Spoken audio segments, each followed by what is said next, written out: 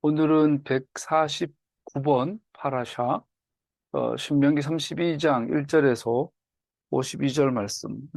모세의 노래라고 되어 있죠. 모세의 노래. 요한계시록에도 나오고, 또 신명기 32장에도 나오고, 그 모세의 노래가 오늘 제목이고 내용입니다. 우리가 이제 오늘 샤밧 본문은 시의 첫 단어에서 취한 소위 모세의 노래입니다. 하나님께서 명하신 것으로 모세가 기록한 노랫말을 포함하고 있지만 이 말씀은 하나님 자신이 모세에게 주신 것들입니다. 그가 모세에게 명하셨다. 그러므로 이제 이 노래를 너희 자신들을 위해 기록하라. 그리고 그것을 이스라엘 자손들에게 가르치라. 모세의 노래라고 부르지만 사실은 하나님의 노래이죠. 또 노래란 말은 오늘로 말하는 시예요. 시조예요. 시. 시의 특징은 뭐죠? 문학의 위대함은 소설, 문학, 시나리오가 있고 소설이 있고 에세이도 있고 또 시가 있고 시도 다양한 종류들이 있는데 문학의 장르 가운데 특히 시의 위대함은 뭐냐면 업그레이드가 불가능하다는 거죠. 문학 자체도 그렇지만 특히 시는 절대 1.1획도 바꾸면 안 되는 게 시잖아요. 우리가 시를 옛날 천년 전의 시라고 마음대로 바꿔버리면 그 원래의 시의 느낌이 사라지죠. 그래서 시로 만들어서 기록해라 이 말은 지금 내가 하는 내용들은 건들지 마. 영원히 이대로라야 되는 게 시의 위대함이죠. 본문을 이 노래 하슈렛 하쪼트라고 부른다라는 사실은 이 말씀은, 즉, 이 시의 내용들은 하나님께서 모세에게 주신 것임을 보여줍니다. 31장 19절에 따르면 이 노래는 19절에 31장 19절에 보면 이제 이 노래를 적어서 이스라엘 백성에게 가르쳐 부르게 하여라. 이 노래가 이스라엘 자손에게 내가 무엇을 가르쳤는지를 증언할 것이다. 하나님께서 이스라엘에게 무언가를 가르쳤는데 이것을 증언하는 게 바로 이 노래다라는 거죠. 그래서 이 노래는 처음에 이스라엘에게 법적 증인으로 주어진 것이며 하나님과 그들 사이의 언약의 정황 속에서 기능하는 것을 가르치고 있습니다. 하나님과 이스라엘 사이에 언약을 맺었는데 이 언약에 대한 법적인 증인으로서 이 노래가 기록되어 있다. 그리고 말씀드린 것처럼 이 노래, 시라는 것은 1.1획도 건들면 안 된다. 우리가 서울의 시나 유명한 우리 정지용 선생님 같은 분들 시를 보면 주어, 수로, 목적어 순서가 틀리기도 하고 앞뒤가 안 맞기도 하고 막 그래요. 그게 시예요. 근데 건들면 안 돼요. 이스라엘 자손들에게 가르치라. 그들의 입에 있게 해서 이 노래가 이스라엘 자손들에 대하여 나를 위해 증인이 되게 하라. 그것은 그들이 곧 그들의 반란의 결과가 어떻게 될지 이스라엘이 충실할 것을 요구하며 그리고 땅에 막 들어가려고 할 때 그 언약에 대한 하나님의 영속적인 신실함에 대한 증인으로 서는 것입니다. 이로 말미암아 우리는 하나님, 위대한 왕이신 하나님과 그의 백성, 그의 종인 이스라엘 사이의 계약으로서 토라는 양면석을 가진 계약임을 기획하게 됩니다. 즉 신명기 표현을 하면 복과 저주라고 되어 있고 토라에는 양면성이 있어요. 복, 저주, 죽음과 생명. 다른 말로 말하면 책임과 의무가 있는 거죠. 책임과 의무가 있고 권리가 있어요. 그래서 토라의 양면성이에요. 우리 계약의 양면성이죠. 내가 이 집을 내 거로 계약한다고 해도 여기에 대한 권리가 주어져요. 나만 이 집에 들어올 수 있어요. 우리 집, 우리 집에 네 명, 네 가족 외에 들어오면 불법이고 감옥, 잡혀가요. 권리죠. 대신에 여기에 사는 동안 지켜야 될 의무가 있죠. 층간소음을 예방한다던가, 화재를 일으키지 않는다거나, 그런 거 있잖아요. 그래서, 월세라든지 집 관리비를 정확하게 낸다거나, 이런 책임을 다하지 않으면 어떻게 되죠? 쫓겨나죠. 이게 내 토라 양면성, 계약의 양면성이 되는 거죠. 비록 그 계약이 이스라엘의 세대와 세대에 걸쳐 유지된다고 하더라도 각 세대는 오직 그 계약에 성실할 때에만 그 계약의 축복, 권리를 누릴 수 있습니다. 왜냐하면 계약은 축복과 저주를 포함하고 있기 때문입니다. 말씀드린 것처럼 우리가 영어 번역으로 오면서 축복이다, 저주다 이렇게 번역을 다시 단순하게 해놨더니 하나님은 저주하는 분인가? 이렇게 하는데 그게 아니라 약속을 지킨다 안에 약속이 된 축복도 약속이고 저주도 약속이 계약인 거죠.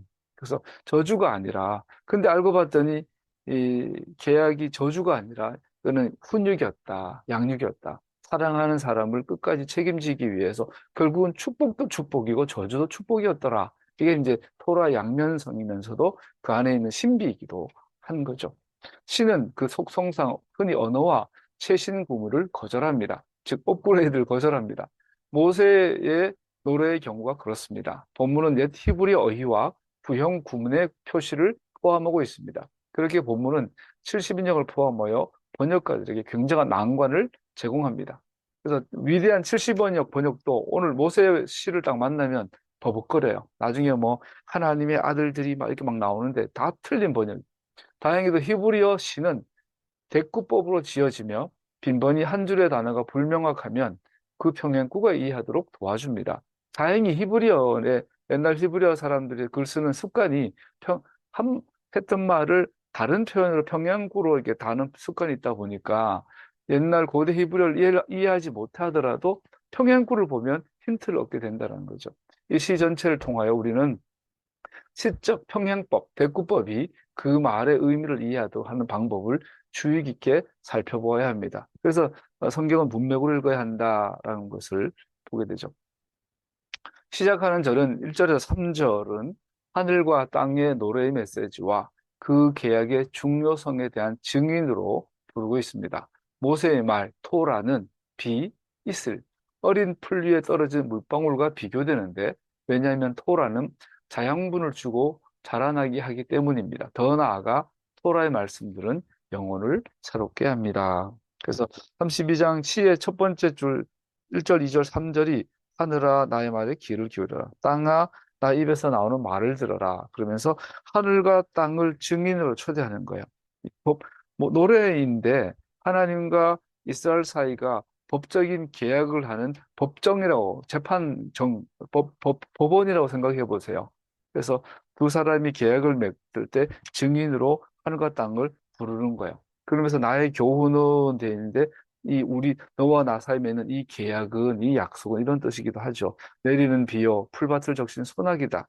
나의 말은 맺힌 이슬이요 채소의 위에 내리는 가랑비다. 내가 주님의 이름을 선포할 때 우리 하나님 위대하시다 하고 응답하여라. 그래서 이런 계약을 제시하면 사인해라. 이런 하나님 위대하시다. 사인해라. 이런 거죠. 주님의 이름을 선포하라. 샴 아도나이라는 것은 평행거 보여주는 것처럼 우리 하나님께 위대함을 돌려라. 그의 속성을 선포하라 의미입니다. 즉 이게 이 계약을 맺는데 그 하늘과 땅이 증거가 되는데 하나님과 이스라엘 사이에 맺은 이 계약을 너네들이 잘 지키면 약속을 지키면 그것을 통하여서 하나님의 이름이 하나님의 속성이 위대하다 일컬음 받게 될 거다. 즉 하나님 이름은 곧 하나님 속성이죠. 우리 하나님은 위대하시다고 응답하게 될 것이다. 이런 그렇죠. 4절은 하나님은 그 바위로 묘사하며 4절 보니까 하나님은 반석 하신 일마다 완전하고 그의 모든 게 옳았다. 그는 거짓이 없고 진실하신 하나님이시다. 의로우시고 곧기만 하시다. 이제 상상을 해보셔요. 법정이에요. 하늘과 땅이 증인이에요. 하나님과 이스라엘 사이가 쌍방관계의 계약을 맺고 있는 거예요. 그러면서 양쪽을 소개하는 거예요. 지금 계약의 갑인 하나님과 계약의 을인, 이 갑을 관계를 오늘날 말하는 뭐 나는 갑이야, 너는 을이야 이런 느낌으로 보면 안 되고 쌍방간, 동등한 계약 상대자, 계약 파트너로서의 갑을로 봤을 때 하나님이 을일 수도 있고 이스라엘이 갑이라고 해도 되는 거죠. 서로 계약의 당사자, 동등한 당사자로 봤을 때 서로를 소개하는 거예요. 계약의 갑인 하나님은 이런 분이시고, 계약의 을인 이스라엘이 이런 분인데, 그래서 이렇게 계약을 맺게 될 테니까, 이 계약을 지키면 이런 효력이 나타날 것이고, 이 계약을 깨뜨리면 이런 효력이 나타날 것이다. 하늘아, 땅아, 증인이 되라. 이런 그림을 그려보세요. 그러면서 하나님이 어떤 분이신지 설명하면서 먼저 그를 추르, 바위라고 말하고 있어요. 이 추르라는 단어는 그냥 바위 중에 돌덩어리, 바위 덩어리가 아니라 그 기반암, 산맥, 태백산맥 전체를 추르러 가는 거죠. 우리가 속초에 가보면은 그 울산바위가 있잖아요. 실제로 가보면은 울산바위 이제 가보진 못했는데 사진만 보면 그냥 동그란 공 같은 돌덩어리 하나죠. 굉장히 크죠. 막 사람 키 몇 키가 되는 큰 바위 덩어리인데 이걸 추루가 아니에요. 이건 돌덩어리죠. 그냥 그런데 울산 바위 산맥, 울산 바위의 그 산맥은 전체가 태백산맥과 연결되어 있죠. 그래서 이거를 추르러 가요. 벼랑, 절벽이나 산악, 산맥을 추르러 갑니다. 안전함이 보장된 높은 곳에 바위 요새를 그리는 말입니다. 시에서 이 단어는 하나님을 묘사하기 위해 7번 사용됩니다. 13절 특별히 그리고 그는 그들로 바위에서 추르에서 셀라 흘러나오는 꿀을 먹게 하셨고 단단한 바위 추르에서 흘러나오는 기름을 먹게 하셨다. 여기서 비록 추르라는 단어가 직접적으로 하나님을 언급하지 않는다 하더라도 광야를 헤맬 때 음식은 하나님의 손으로 직접 제공받았다는 것을 가리키고 있습니다. 오늘 본문에서 하나님을 반석이다, 바위다, 산맥이다라고 표현하고 있는데 이것을 구체적으로 이런 추월이신 하나님이 이스라엘에게 어떤 모습으로 나타나냐? 공급자, 먹을 거, 마실 거, 입을 거, 모든 필요를 제공하는데 안전하다, 영원하다라는 뜻이죠. 그런 분을 바로 추루라고 하는 거예요. 옆으로 빠져보면 마태복음 16장에서 사도 바울이 아니 베드로가 예수님한테 주는 그리스도시요 살아계신 하나님의 아들입니다. 그랬더니 빌립보 가이사라 그 바위산에서 높은 빌립보 성을 빌립보의 도성을 바라보면서 그리고 많은 우상들을 바라보면서 뭐왜 사람들이 이상하게 큰 바위가 있으면 우상을 만들어요. 옛날에도 그랬나 봐요. 특별히 옛날에는 황제, 로마 시대는 로마 황제를 세워놓고 그 황제를 못 치냐고 절하고 막 그 황제 숭배 사상 갖고 있었잖아요. 근데 그러한 환경에서 그 바위가 많은 빌립보 지역에서 예수님이 제자들한테 물어보죠. 얘야, 사람들이 나를 누구로 하냐? 뭐 엘리야입니다, 모세입니다, 예레미야입니다. 그랬더니 그 너희들은 나를 누구라고 했냐? 그랬더니 베드로가 나와가지고 주님은 살아계신 하나님의 아들이십니다. 그리스도 메시아이시오. 이스라엘의 왕이십니다. 그리고 하나님의 아들이십니다. 그랬더니 완벽한 대답을 한 거죠. 근데 베드로도 사실 이게 뭔 소리인지 몰라요지도. 그냥 한 거야. 그냥 그럴 것 같아서 아마 나서서 한 걸 거예요. 그랬더니 예수님께서 칭찬인지 선문답 같이 말씀하시죠. 베드로야, 네가 참 말 대답 잘했다. 근데 그건 네가 한 말이 아니야. 하나님 하신 말이야. 그렇게 해놓고는 내가 이 반석 위에 내 교회를, 나의 에클레시아를 세우겠다. 됐어요. 그때 이 반석이 보면, 우리가 이제 로마 캐톨릭의 사기꾼, 대우주적 사기가 여기서 시작이 되죠. 베드로 위에 교회를 세우게. 베드로가 이런 고백을 했으니까, 이 베드로 위에 교회를 세운대. 그래서 베드로가 로마 교회 일대 교황이 되는 거죠. 빨간 거짓말이에요. 예수님께서 말한 여기서 이 바위라는 말은 추르 히브리어가 헬라어로 바위를 가면 페트라가 되는 페트라. 그런데 베드로의 이름 페트로스예요. 페트로스. 3인칭 남성 단수를 써요. 그래서 베드로는 바위덩어리나 돌덩어리 하나를 말하는 거고 페트라가 이제 바위, 추루에 해당하는 것으로 이해할 수 있거든요. 그러니까 주님께서 말한 것은 내가 이 추루 위에 이 페트라 위에 나의 에클레시아 세운다 한 거예요. 베드로에 세운단 말이 아니라 그런데 캐톨릭에서는 베드로 위에 세운데 그런데 지금 우리 그레고리 2세 교황님이 베드로의 후예야. 그러니까 교회 황제야. 특히 서방교회, 로마 캐톨릭이 온 우주의 주인이야. 황제 너도 무릎 꿇어. 막 이러고 막 자기들 말에 성 프란시스코가 주여 나를 평화의 도구로 써주세요. 이거 완전 헛소리죠.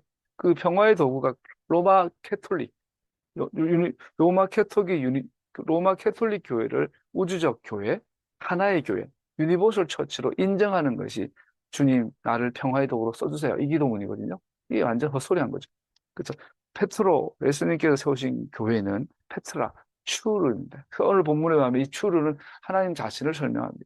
그리고 이 하나님 자신의 특징은 이스라엘 백성들로 먹이고 마시고 지켜주고 입히고 재워주고 아버지, 영원한 완전한 능력의 아버지를 설명하는 것입니다. 하나님을 묘사하기 위해 이 단어를 직접적으로 7번 사용하는 것의 요지는 완전히 확실한 유일한 장소는 하나님 자신뿐이라는 겁니다. 단어 하나하나를 생각해 보세요. 안전, 안전. 여러분, 안전하다. 이 말이 뭘 의미할까요? 성경의 관점으로 보면. 그리고 이 안전이 확실하다. 이게 뭘까요? 두 가지 의미가 있죠. 첫 번째, 안전하다라는 거고, 두 번째는 그 안전한 것이 영원하다는 뜻이에요. 우리 여름 싱크홀 많이 나오잖아요. 싱크홀. 어, 옛날에는 큰 그 공사들이 많이 없었으니까 자연적인 싱크홀이잖아요. 뭐 남미 어떤 큰 거대 도시 자체가 싱크홀에서 만들어진 도시가 나올 정도로 분지, 뭐 옛날에 분지라 그러기도 하고 여러 가지 원인의 싱크홀이 있잖아요. 뭐 우주에서 뭐 별똥별이 떨어지든지 뭐 지구 지각 변화로 일어나든지 아니면 최근에 뭐 가장 많은 이제 그 싱크홀은 지표 지하에 물이 이제 고갈되거나 이동하거나 뭐 이런 해서 공동이 생겨서 무너지는 이 싱크홀. 한번 상상해 보세요. 내가 길을 걸어가고 있는데 언젠가 이 길이 무너질 수도 모른다. 10m. 그 밑에는 시퍼런 바닷물이 있다. 상상을 해보세요. 자꾸 상상하면 나중에 이제 공황 걸릴걸요. 그래서 집 밖에 나가지도 못하고 차 끌고 나가지도 못해. 언제 무너질지 모른다고 생각해 보세요. 바닥이. 추월이라는 이 의미는 우리가 밟고 있는 이 바닥이 안전하다라는 거예요. 그리고 이것이 영원히 안전하다는 거예요. 영원히. 이게 바로 하나님 자신, 유일한 하나님 자신뿐이다라는 것이 추후라는 것을 의미를 하거든요. 하나님의 처음 묘사는 그의 완전하신 완벽함과 관계가 있습니다. 사절을 보면 하나님은 반석, 하시는 일마다 완전하고 돼 있어요. 그의 모든 길은 옳곧다. 그의 하시는 일은 완전하다, 타민하다 돼 있어요. 타민. 즉 흠이 없다, 어떤 결점도 없다 이런 뜻이거든요. 하나님이 하신 모든 일은 타민하다, 퍼펙트하다. 근데 이 탐임이라는 것이 우리가 생각하기에 막 진짜 일도 점도 없고 흠도 없고 이게 아닌 것 같아요. 탐임이라는 것은 하나님께서 의도하신 것을 다 성취하시는, 하나님이 계획하신 것을 이루시는 것을 탐임이라고 이해할 수 있는 것 같아요. 우리 가족들이 이제 우리 최근에도 그러고 여러분들도 주변에 많이 돌아가시잖아요. 특별히 이제 정말로 하나님의 구원받은 하나님의 백성들의 죽음, 성도의 죽음을 보면 탐임이 보여요. 최근에 우리 장모님의 죽음도 탐임이었어요. 마무리를 하세요. 그리고 덕분에 몇십 년 돌아가신 우리 아버지의 죽음도 탐임. 제가 초등학교 5학년 때 돌아가신 우리 어머니의 죽음도 탐임이었어요. 제가 어릴 때 기억했던 우리 어머님도 정말 18살에 시집 와가지고 자녀를 9명을 낳았으니까. 그리고 43세 돌아가셨으니까. 20년 결혼해가지고 2년에 한 번꼴로 애 낳고 죽었어요. 돌아가신 우리 고 김만춘 집사님, 우리 엄마는 정말 여자 인생이 뭔지 상상이 안 가요. 도저히 상상을 할 수가 없는 인생을 살다 가셨는데, 마지막을 기억해요. 돌아가시기 2, 3년 전에 기도원에 가셔가지고, 기도에 하나님 앞에만 전념하셨고, 그러다가 마지막에 집으로 돌아오셨고, 돌아가시 일주일 전, 그리고 일주일 동안, 제 방에, 형하고 제가 있던 갓방에 오셔가지고, 어, 그래서 암 투병 생활 하시고 마지막에 예배와 찬양 가운데 천사 두 분이 오셔서 데리러 오겠다라는 약속을 받으셨고 기적적으로 초자연적이죠. 돌아가실 일주일 전에 천사 두 분이 정말 찾아오셨대 엄마 눈에. 그래서 천사 두 분이 김 집사 일주일 뒤에 데리러 올게 그랬대요. 그것이 정말 정확하게 그 다음 일주일 뒤에 새벽 4시에 돌아가시거든요. 저는 엄마 옆에 자고 있다가 아버지가 깨우기를 일어났더니 엄마가 이제 의식이 벌써 없더라고. 눈이 이렇게 눈을 못 감으셨어요. 지금 보니까 이제 뭐, 눈 못 감는 시신은 그 따뜻한 거즈에다 물을 적셔가지고 눈에 올려놓으면 눈이 감기는데 그래요. 그러니까 뭐 그건 별것 아닌데, 그래서 어머니 돌아가신 인종을 눈으로 직접 봤어요. 그래서 보면서 어린 마음에 그 잔잔한 그 충격이라는 게 잔잔한 충격, 인상. 그래서 담임이에요. 여러분, 하나님이 사랑하시는 하나님의 성도들은 그 인생을 마지막에 당신의 품에 안으실 만큼 준비되게 담임하게 하신 것 같아요. 완전하게, 흠없게, 점없게 이렇게 다루신 것 같아요. 우리 아버님도 돌아가시 일주일, 7년 전에 간암 걸리시고, 7년 동안 간암과 함께 먹고 마시고 사시고, 뇌가 치매, 강제, 사고로 치매가, 뇌가 기능이 마비해서 어린아이 같이 사시다가, 마지막에 순수하게 평생의 상처를 다 씻기시고 마지막에 데려가셨어요. 이걸 보면 하나님은 담임하세요. 담임하다는 말은 당신이 약속한 걸 다 지키십니다. 그리고 우리의 인생, 여러분과 저도 반드시 담임하게 하실 거예요. 흠이 많고 점이 많고 허점투성이로 살아가고 있지만 우리 인생의 임종을 앞두고 하나님은 나를 당신의 품에 안으실 만큼 우리를 다시 어린 아이처럼 만드실 거예요. 그렇게 우리 영혼을 깨끗게 하사 데려가실 거예요. 흠이 없다. 어떤 결점도 없다. 왜냐하면 그의 모든 길은 정당하시기 때문입니다. 미슈팟, 의롭기 때문입니다. 그는 신실하심, 에무나, 신실하시다. 이는 그는 언제나 자신의 말을 지킨다. 이스라엘과 대조하고 있어요. 하나님은 추르시되 그 추르라는 그 이름 아래 그는 완전하시다. 즉 그는 당신의 타협없다. 꺾이지 않는다. 영원토록 의롭다. 그리고 당신이 한 말은 약속은 반드시 지킨다. 신실하다. 그는 결코 거짓을 말하지 아니하신다. 오히려 그는 의로우시다. 그리고 정직하시다. 성경에 기록된 모든 말은 하나님께서 다 이루신다. 우리에게 주신 개인적인 약속들도 성경에 기록된 약속들이라면 다 이루신다. 이것이 하나님이 추루, 반석이시다라는 것에 큰 의미이긴 합니다. 반면에 대조적으로 이스라엘, 여러분과 저를 말하죠. 이스라엘은 전능하신 분과 완전히 반대로 묘사됩니다. 5절에 보면 그러나 너희가 하나님께 맞서 악한 짓을 하니 수치스럽게도 너희는 이미 그의 자녀가 아니요 비뚤어지고 뒤틀린 세대다. 어리석은 백성아 이 미련한 민족아 너희는 어찌하여 주님께 이처럼 갚느냐. 그는 너희를 지으신 아버지가 아니냐. 너희를 만드시고 일으키신 분이 아니냐. 히브리어로 이 구절은 하나님의 성품과 비교하여 네 가지를 묘사합니다. 이스라엘, 너희들은 부패하였다.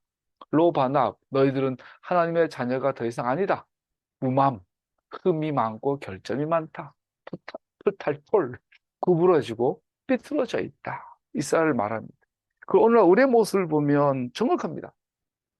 금방 요한복음서 공부를 했는데 오늘 공부가 치매 환자였어요.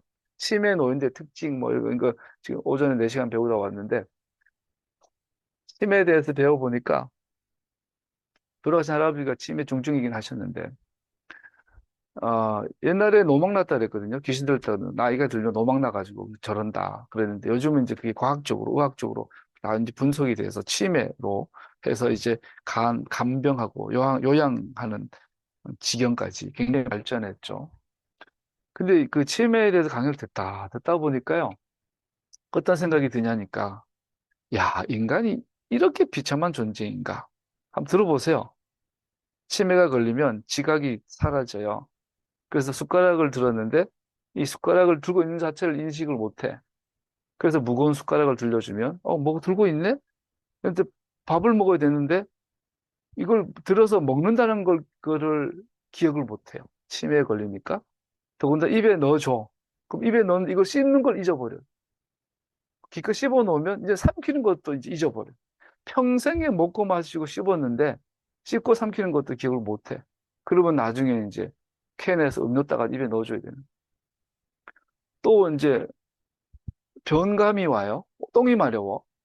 근데 똥을 마려운데 화장실이 어딘지 못 찾아. 그리고 똥을 쌌어. 똥을 쌌는데 찝찝하잖아요. 그럼 손을 넣어 똥을 꺼내. 그 입에 넣어. 묻혀. 던져. 이게 이제 뇌가 기능이 그 치매 뇌를 봤더니 젊은 건강한 사람의 뇌는 막 윤기가 있고 그냥 몽글몽글하고 꽉 찼어요. 근데 치매 뇌는 우리 호두가 쪼그라든 것처럼 호두가 생호두는 막 꽉 찼는데 시간이 지나면 호두 깨보면 쪼그라들었잖아요. 내가 그 쪼그라들어 있더라고. 그러니까 손에 잡힌 거 다 입에 넣더라고. 똥도 입에 넣어서 뭐 먹어. 그런 걸 한번 보면 이게 사람이에요. 사람이 그래. 그러니까 누구나 그렇게 그런 모습으로 늙어가고 있는 거예요. 우리 모두가. 비참하죠. 그래서 인간이 이렇게 비참한 존재였던가? 우리가 노인이 돼 보면, 그 중에서도 치매 노인이 돼 보면, 그거를 알게 되는 것 같아요. 이스라엘 모습과 똑같아요. 인간은 부패한 존재. 하나님의 자녀가 될 수 없어요. 너무 달라. 흠이 많고 결점이 많아요. 구부러지고 피뚤어져. 얼마나 이기적이고, 어? 우리가 그래요. 그러니까 하나님하고 이스라엘은 서로 계획을 맺을 만한 이 레벨이 안 되는데 계획을 맺은 거야. 6절에서 14절로 넘어가면 하나님을 이스라엘의 성품과 비교하고 있습니다. 이스라엘 지으시고 만드시고 일으키신 분, 이스라엘 역사를 기억하라고 부르시는 분, 민족들의 경계를 갈라놓는 기준이 되게 하시고 하나님의 아들들이 수요대로 하나님의 천사들, 이스라엘 자녀들에 대한 수요대로 민족들을 나누어 주신 겁니다. 이스라엘 하나님의 목, 하나님이 차지하신 유산에 대해서 또 당시에 이스라엘 당시에 눈동자고 지키시고 보호하시고 인도하시고 세우신다는 내용들이 비교하면서 하나님과 이스라엘 비교해져서 나와 있어요. 또 15절에 가면 이스라엘의 반역에 대해서 다루고 있어요. 하나님께서 이스라엘 볼 때 여스루나 불러요. 이 여스루란 이 말은 굉장히 애칭인데 이스라엘은 올곧다, 강직하다, 곧다, 구부러지지 않다, 의롭다 이런 뜻이 여스룬이거든요. 그런데 현실의 이스라엘은 패역하고 점이 많고 구부러지고 딴짓하고 우상한테 절하고 있고 그런데 하나님이 그런 이스라엘 향하여 여스루나 올곧은 자야, 정직한 자야, 강직한 자야 말장난이죠. 여스룬이 살이 찌더니 발로 하나님을 차버렸다. 16절, 17절 여스룬이 이제는 하나님께 감사하지도 않았고 오히려 배신하여 우상 숭배로 가버렸다.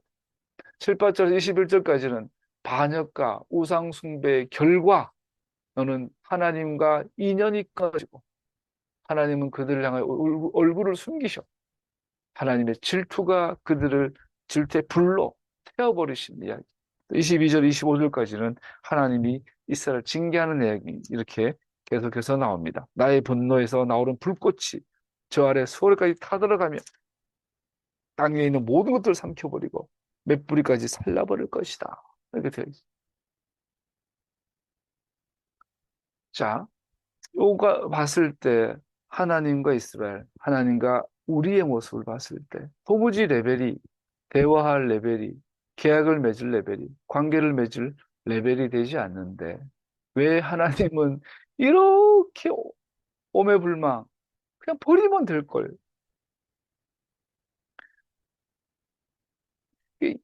그잖아요. 만약 치매 강의 듣다가 스파르타 생각을 해봤어요. 옛날 아테네랑 스파르타 도시국가가 있을 때 스파르타는 장애인이 태어나면 장애아가 태어나면 절벽에 던져서 죽였다 그러죠. 또 어릴 때부터 군사훈련 해가지고 강한 자에게는 상을 주고 약한 자는 노예로 부리고 팔아버리고 이랬대잖아요. 강한 자만 살아남는 게 스파르타 있잖아요. 만약에 스파르타란 나라에서 치매 환자가 발견해 나오면 어떻게 할까요? 다 죽여버렸겠죠. 아니면 다 저 들판에가 버렸겠죠. 노인네들은. 왜냐하면 가만히 놔둬도 죽으니까 가만히 놔두면은 그래서 노인들, 치매 환자나 중병 걸린 노인들, 그냥 가만히 놔두면 자연사 하는 거잖아. 살인 아니잖아. 근데 왜 구태여 사회복지다, 요양보호다 해가지고 그 엄청난 수천억을 들여가지고 세서를 만들고 복지사, 요양보호사를 양성해가지고 똥도 받아내고, 예? 가래도 받아내고, 목욕도 시켜주고, 이렇게까지 해야 돼? 스파르타 같은 경우는 그냥 내버려둬 죽을 때까지 내버려뒀을 거예요. 그냥 들판에다가. 이거는 우리의 노력으로 이 사람의 수명을 좀 연장해 주는 거잖아요. 이렇게까지 해야 돼? 스페이스처럼 안락사 해버리면 편하잖아. 치매 환자를 한눈 면에 보면 더 이상 사람이 아니라고 할 수도 있잖아요. 그런데 놀라운 사실이 그들이 스스로의 형적인 수치심을 갖고 있고, 그도 여전히 인격이 남아있고, 기억이 남아있고, 사람의 형상을 하나님 형상을 여전히 갖고 있다라는 거예요. 이게 토라의 관점이잖아요. 그러니까 우리가 할 수 있는 것으로 마지막까지 사람의 생명을 존중하고 지키고 보호하려고 심지어 똥 싸더라도 똥을 먹더라도 이분이 마지막까지 자기 생을 다하도록 도와주고 존중하고 이게 토라의 정신이잖아요. 그래서 그런지 하나님께서는 이스라엘을 완전히 없애지는 않으셨어요. 그냥 하나님의 레벨에서 레벨으로 봤을 때 이스라엘은 없어져도 돼. 무가치해. 있어도 의미가 없고 없어도 뭐 하나님한테 아무것도 아니야 이스라엘 존재. 그냥 모세의 말대로 그냥 돌덩이 들어가 새로 만들면 돼. 흙으로 만들었다며. 또 만들면 돼. 근데 이 똥 싸고 오줌 싸고 똥 오줌 위에서 수영하고 앉아 있고 허리 빽빽 찌르고 밥 달라고 소리 지르고 밥 줬더니 돌아서 또 배고파 소리 지르고 이런 이스라엘을 하나님께서 왜 포기하지 못하는 걸까? 이스라엘을 완전히 없애지는 않으셨어요. 왜냐하면 땅 위에서 당신의 영광을 세우시기 때문에. 이게 안 돼요. 더 안 돼요. 하나님의 이름을 이 땅 위에 영광스럽게 할 수단으로 이스라엘을 불렀다면 이 사람은 정말 막 어마어마한 그런 위인들로 만들어놔야 되는 거 아니에요? 막 그런 사람들 똑똑하고 머리는 아인슈타인 같이 좋고 몸은 김동현처럼 막 UFC 상위권에 막 치고 예? 그리고 성품도 너무 선하게 이수진 장군처럼 의협심이 강하고 정직하고 이런 사람들로 나라를 만들어 놓으면 하나님의 이름이 높임 받을 텐데 정반대의 뭐 비굴하고 비겁하고 미련하고 야비하고 돌아서면 뒤통수 치고 이런 놈들로 하나님의 백성이라고 삼아놓고 포기하시고 끝까지 야 기회를 줄게 다시 해보자 지금 이러고 있는 거거든요. 모세의 노래를 기억하는 이유도 나는 추운데 니들은 이래. 그런데 내가 너희들을 나의 이름을 이 땅 위에 거룩하게 여김받게 할 존재로 내가 너네들 반드시 세우고 말 거야. 에스겔 36장 62, 22, 23절 보니까 그러므로 너는 이스라엘 족속에게 전하여라. 나 주 하나님 이렇게 말한다. 이스라엘 족속아 내가 이렇게 하려고 하는 까닭은 너희들 생각해서가 아니라 너희가 여러 나라에 흩어져서 가는 곳마다 더럽혀 놓은 내 거룩한 이름을 회복시키려고 해서다. 여기서 하나님이 콕 꼈다는 걸 알 수 있어요. 하나님께서 이스라엘에게 콕 낀 걸 알 수 있어요. 하나님께서 스스로 자기 손발을 묶어버린 거예요. 왜? 스스로 처음부터 나는 이스라엘의 하나님이다. 내가 이스라엘을 영원히 존재하게 할 것이고 이스라엘은 영원히 나의 눈동자 내 이름을 너에게 두겠다. 본인 스스로 손발을 묶어버린 거예요. 이스라엘에다가. 그랬더니 이제 와서 이스라엘이 망나니라고 죽여버리고 버려버리고 포기해버리면 하나님의 이름이 땅에 떨어지게 만들어 버린 거야. 하나님의 이름과 이스라엘을 그냥 이렇게 연결시켜 놔버린 거예요. 하나님 스스로가.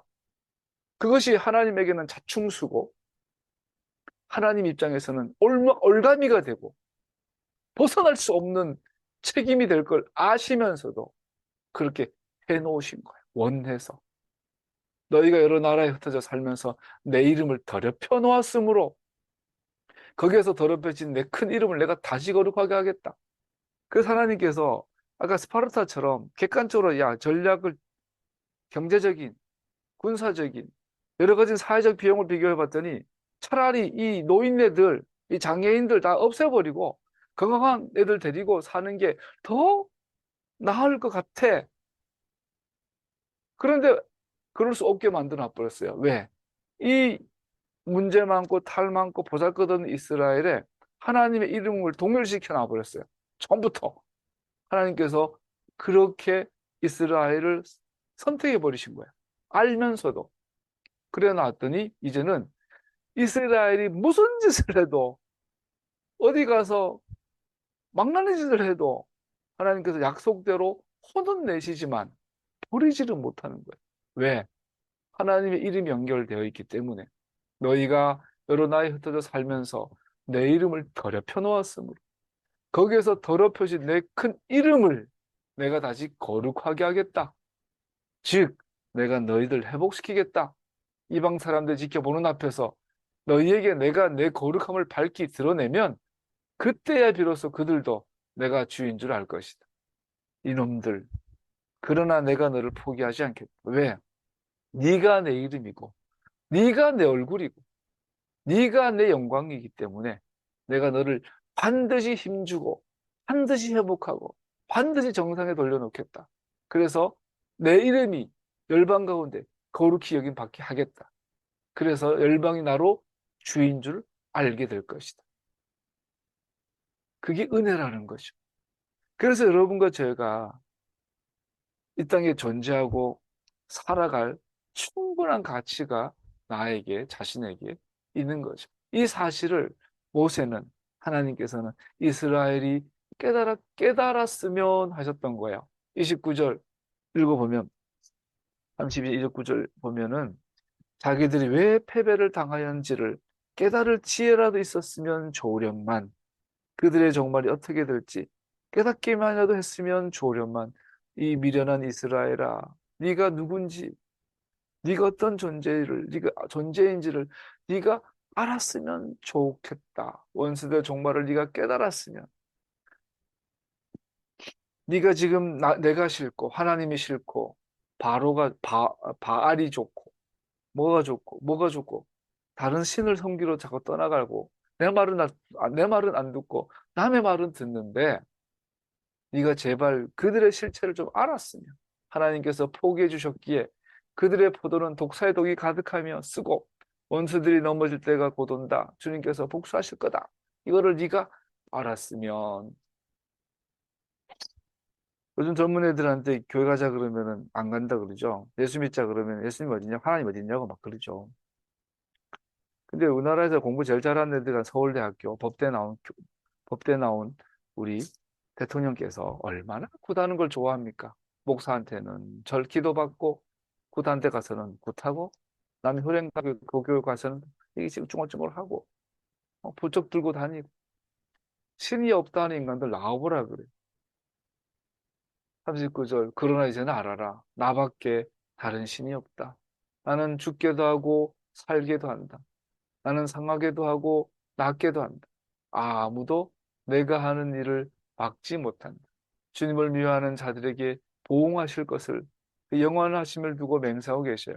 그러나 여전히 주님은 이스라엘을 부르고 계셔요. 당신의 땅과 백성의 지은 죄를 속하여 주시기를 기뻐하십니다.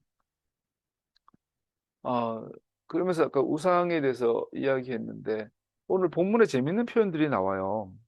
우상들이 있는데 얘네들은 뉴신이야, 뉴갓이야, 뉴갓. 뉴발란스가 아니라 우상의 본질은 뭐냐면 새로 만들어진 신이에요. 최신형 신이에요. 그래서 우리가 전 세계 역사를 보면 역사가 진행되면서 수많은 신들이 등장해요. 그래서 우가리 시대의 신이 있고 바로에도 그 애굽에도 이 고왕조, 중왕조, 뭐 신왕조 안에 신들이 다 달라. 바벨론도 우리나라도 옛날 신이 지금이 달라. 제주도 가봤더니 제주도 그 뭐야 그 한라산 할망신이 있더만. 그것도 조선시대 신이야. 그러니까 시대마다 새로운 신들이 계속 나와요. 하나님은 창조주 신이니까 처음부터 지금까지 하나님이신데. 그래서 우상의 본질이 뭐냐면 새로 만들어진 신, 곧 나중에 생긴 신이 우상이란 뜻이에요. 그 우상이란 말에게는 나중에 나온 신이란 뜻이에요. 즉, 원조 신이 아니란 뜻이에요. 우상은 원조 신이 아니라 하나님이 원조, 오리지널이고 그 뒤에 나온 신들은 다 가짜다라고 말하는. 그 어떤 이동 형식의 그런 말 하더라고. 나 외에 다른 신을 섬기지 말라. 봐봐. 하나님 자신이 자기 외에 다른 신이 있다고 인정하는 거 아니냐? 근데 왜 교회에서는 하나님만 신이라고 그래? 그 십계명 자체가 다른 신이 있다고 하는 거지.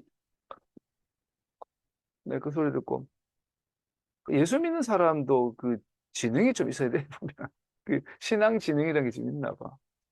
하나님께서 다른 신을 인정해서 그런 말 한 게 아니잖아요. 아니잖아요. 너희가 내 말 안 들으면 어릴 때, 야, 너 다른 아빠 찾아가. 응? 내가 네 진짜 아빠야. 네 내 말 안 들을 거면 다른 아빠 찾아가. 그 다른 아빠가 있다는 소리가 아니잖아, 그게. 김어준 씨가 그래요. 자기가 중학교 때 성경 읽다가, 그 누구야, 가론 유다가 이제 그 예수님을 팔아가지고 예수님 십자가에 달리셨다라는 거야. 그 자기 아무리 봐도 12제자 가운데 가룟 유다가 제일 하나님을 사랑하고 하나님의 정말 원하는 똑똑한 제자였다라는 거지. 왜? 고발해주고 배신했기 때문에 십자가 달렸잖아. 만약 예수님 오셔가 십자가 안 달렸으면 인류가 구원 받았겠냐고. 그러니까 예수님 십자가 달린 그 가장 큰 공헌을 한 거는 가룟 유다인데 왜 걔는 자살해 죽었냐? 그래서 부르면서 가룟 유다는 천국 갔냐 지옥 갔냐 이 질문을 목사님들한테 했더니 목사님들이 못 하더라는 거죠.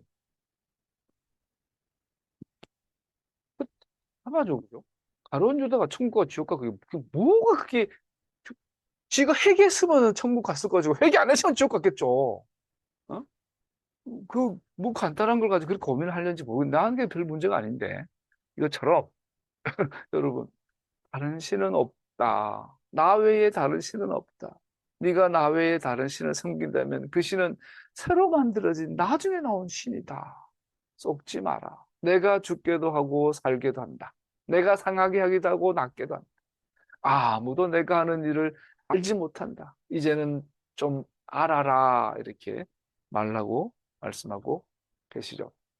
그러면서 44절 이하 47절까지는 토라의 중요성을 다시 일깨워주고 있습니다. 46절에 보니까 이렇게 모세의 마지막 말인데 그들에게 말하였다. 오늘 내가 당신들에게 증언한 모든 말을 당신들은 마음에 간직하고 자녀에게 가르쳐 이 토라의 모든 말씀을 지키게 해라. 47절 율법은 토라는 단지 빈말이 아니라 바로 당신들의 생명이다 돼 있어요. 내가 정하는 모든 말을 마음에 두어라. 그리고 자녀들에게 가르쳐 지키게 해라 돼 있어요. 말과 행동을 통해 우리 인생에게 교훈을 주신 하나님의 영광과 자비하심을 자녀들에게 이해시켜라. 제일 중요한 이야기죠. 그리고 47절에 토라는 빈말이란 말이 히브리 원어에서는 레크, 텅 비어 있다. 본질이 없다. 토라는 텅 비어 있지 않고 생명이다라고 말하고 있어요. 역사 속에서 토라는 가치 없는 것으로 심지어 위험한 것으로 여겨져 왔어요. 그러나 하나님의 말씀은 정반대이죠. 그러면서 말씀드려요. 자녀에게 가르치라는 말은 앞에서 자녀에게 가르치라는 말은 아까 말한 것처럼 지금 내가 여기에서 하나님과 우리가 맺은 이 언약은 시내산에 있는 이 무리뿐 아니라 지금 약속의 땅에 진입 직전에 있는 너희들뿐 아니라 앞으로 모든 시대의 모든 사람들은 바로 이 토라 앞에 서야 할 것이다. 즉 성경을 읽는 자, 성경을 듣는 자 모두는 신의 설 앞에 선 자이고 하나님 앞에 언약의 초청 앞에 아멘할 것인지 거절할 것인지 선택해야 될 것이다. 모든 세대는 언약의 당사자로 부름받았고 언약의 당사자가 되었다면 이 언약의 권리와 책임을 여전히 똑같이 져야 할 것이다. 이렇게 말을 하고 있습니다. 여기서 우리가 사도 바울의 말을 한번 보면 로마서 3장 20절에 보면요. 토라의 행위로는 아무 육체도 의롭다함을 얻지 못하리라 사도 바울이 기록했대요. 여기서 우리는 순서가 굉장히 중요한 걸 볼 수 있어요. 토라는 이미 애굽에서 출애굽한 사람들에게 주어진 거예요. 즉 순서적으로 토라는 토라를 통하여 우리는 어떤 육체적인 의로움을, 칭의를, 구원을 받지 못해요. 토라는 구원의 수단으로 준 것이 아니라 구원의 구원받은 자들의 라이프 스타일로 길로 주어진 거예요. 즉 하나님의 자녀로 십자가의 은혜로 구원받은 사람은 다른 길은 없나니 토라의 길만 있는 거예요. 이것이 너희의 생명이라고 말하고 있는 거예요. 이것은 뗄 수가 없어요. 동전이 양면이 있는 것처럼 동전을 한 면을 갈아가지고 100원짜리 앞에 이순신 있고 화가 나요. 왜 이순신은 100원짜리일까? 고집 세고 우락부락하고 불친절했던 신사임당은 5만 원짜리인데 이순신이 진짜 5만 원짜리 가야 되는 거 아닌가? 막 어쨌든 100원짜리를 이렇게 보면 앞에 500원짜리인가? 한쪽에는 뭐 사람 얼굴이고 한쪽에는 학이 그려져 있잖아요. 그래서 만약 어릴 때 그런 장난 쳤거든요. 동전을 가지고 한쪽을 계속 갈아. 한 500원짜리인데 앞에 학은 남아 있는데 뒤에 사람 얼굴이 지워졌어. 이거 가지고 가게 가지고 사면요 안 줘요. 은행 가면 조금 바꿔주는데 그건 돈으로의 가치가 없어요. 동전의 양면은 하나예요. 하나. 뗄 수 없는 상태를 말해줘. 구원과 토라는 생명이에요. 토라는 텅 빈 것이 아니라 너희에게 생명이다. 이 말은 네가 예수 이름으로 예수 믿는 믿음으로 구원받았다면 토라의 길을 가야 해. 이것이 세트로 동전의 양면으로 생명이 되는 거예요. 예수 믿고 토라를 버리는 것은 있을 수 없어요. 이거는 어, 몸통은 사람인데 대가리는 돼지고 이런 거랑 같은 거예요. 말이 안 되는 거예요. 있을 수 없는 세상에 없는 거예요. 그래서 믿음과 행함. 이 행함이라고 표현하니까 자꾸 오해를 하는데 구원과 토라의 길. 십자가와 토라는 하나예요. 하나. 뗄 수 없어요. 유대인들의 문제는 뭡니까? 십자가 없이 토라만 가진 게 유대교잖아요. 문제죠. 기독교의 문제는 뭐예요? 십자가는 가졌는데 토라를 버려버렸어요. 이 문제죠. 이것은 제가 적으로 말하는 거죠. 일반적으로 말하는 게 아니라 전체를 말하는 거고, 토라라는 길이라는 것은 굉장히 우리가 다 디테일한 부분이 많으니까, 우리 부모님들이나 우리 조상들이 예수 믿고, 그것이 토라다, 토라다, 토라다 그러지 않고, 믿음의 삶을 살았던 수많은 구원받은 하나님의 백성, 생명을 얻은 백성들이 있잖아요. 그래서 그동안 이게 토라인지 모르고 살았는데 토라였던 거예요. 교회 다녀보니까 목사님이 토라는 폐해졌고 십계명은 폐해졌고 제사도 폐해졌고 성막도 폐해졌고 우리는 사복음서 믿으면 돼. 그 사복음서가 토라의 권위 아래 있잖아. 그러니까 사복음서 말대로 살아도 신약의 말씀대로 살아도 결국 토라 라이프잖아요. 그게. 근데 문제는 이 불완전하고 위험한 요소들이 많죠. 부모 없이 자녀 혼자 어떻게 존재할 수 있겠어요? 토라, 탄악 성경 없이 어떻게 사도들의 성서가 존재할 수 있겠어요? 그러니까 이제 마지막 때는 온전해지자, 담임해지자는 것이죠. 생명이다. 역사 속에서 토라는 가치 없는 것으로 심지어 위험한 것으로 여겨졌지만 하나님의 말씀은 그 반대입니다. 시편 34편 11, 13절 같이 읽어봅시다. 젊은이들아 와서 내 말을 들어라. 주님을 경외하는 길을 너희에게 가르쳐 주겠다. 인생을 즐겁게 지내고자 하는 사람, 그 사람은 누구냐? 좋은 일을 보면서 오래 살고 싶은 사람, 그 사람은 또 누구냐? 네 혀로 악한 말을 하지 말며 내 입술로 거짓말을 하지 말아라. 토라 라이프를 말하고 있는 거예요. 이사야 55장 11절 같이 읽어볼까요? 나의 입에서 나가는 말도 내가 뜻하는 말을 이루고 나서야 내가 하라고 보낸 일을 성취하고 나서야 나에게로 돌아올 것이다. 결국 말씀을 마무리하죠. 결국 세상의 역사가 하나님께서 정하신 거룩하신 목적에 이르게 되면 하늘 법정에서 모세 노래가 다시 불려질 겁니다. 그래서 요한계시록 15장에 보면 하늘에서 어린 양의 노래, 곧 모세의 노래, 어린 양의 노래가 다시 불려집니다. 온 우주적인 섭리가 마무리되는 마지막 즈음에 모세의 노래는 다시 불려질 겁니다. 우리 요한계시록 15장 1절 4절 같이 읽어볼까요? 시작. 그리고 나는 하늘에서 크고도 놀라운 또 다른 표징을 하나 보았습니다. 일곱 천사가 일곱 재난을 가지고 있었는데 그것은 마지막 재난이었습니다. 하나님의 진노가 그것을 끝날 것이었기 때문입니다. 나는 또 불이 섞인 유리바다와 같은 것을 보았습니다. 그 유리바다 위에는 짐승과 그 짐승 우상과 그 이름을 상징하는 숫자를 이긴 사람이 하나님의 검은고를 들고 서 있었습니다. 그들은 하나님의 종 모세의 노래와 어린 양의 노래를 부르고 있었습니다. 주 하나님, 전능하신 분, 주님께서는 하시는 일은 크고도 놀랍습니다. 만민의 왕이신 주님, 주님의 길은 의롭고도 참되십니다. 주님, 누가 주님을 두려워하지 않겠습니까?